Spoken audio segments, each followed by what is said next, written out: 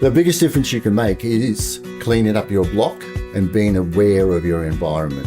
The reduction of fuels for the local community, if you looked at the overall map, Parks Victoria Council, the work that they're doing reduces the risk within the area by a certain percentage.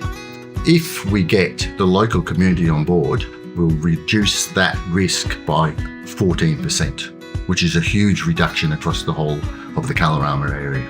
We've got the Kalorama Fire Prevention Group, which is a group that brings together Parks Victoria, the council, the local community and the fire brigade to try and get things done in the local area within fire prevention. The group has actually gone out with a view to ground truthing all the information that we've got. So we've got a couple of members that have walked up and down really every street and had a look at every property around the area. We're going to have a look at the property, inspect it, and then we'll pass it on to council or we'll pass it on to Parks and say, Parks, this is your land, you need to clear up this bit of land. Or council, this private property needs some work.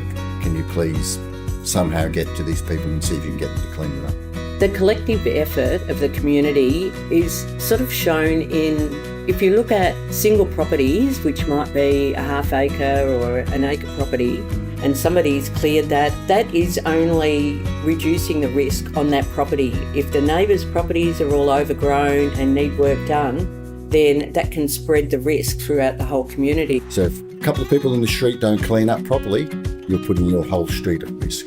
To get the best risk reduction for assets, you need to reduce fuels that are closest to the assets. The closer you are to the house and the more fuel you reduce close to the house, the better risk reduction you're going to get. So being able to combine landscape fuel reduction, our public land fuel management, with localised fuel reduction close to the asset, you get the best risk reduction outcome if there's a bushfire that comes through.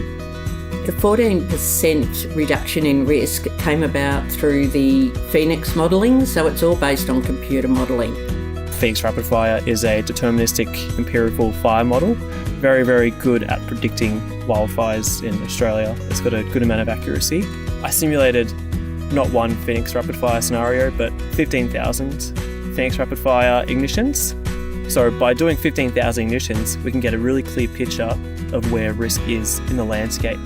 When we ran the Phoenix modelling, all they put in was Parks Victorian Council land clearing. We looked at an extra step on that, so we added council areas, roadsides, and then private property. And if in certain areas we did the Phoenix modelling again, and we could bring that risk down by 14%, which is quite considerable. And it's not just the risk of a fire going through that area, it's also a risk of what happens if a fire does start in that area and go through there. So it reduces the amount of damage done.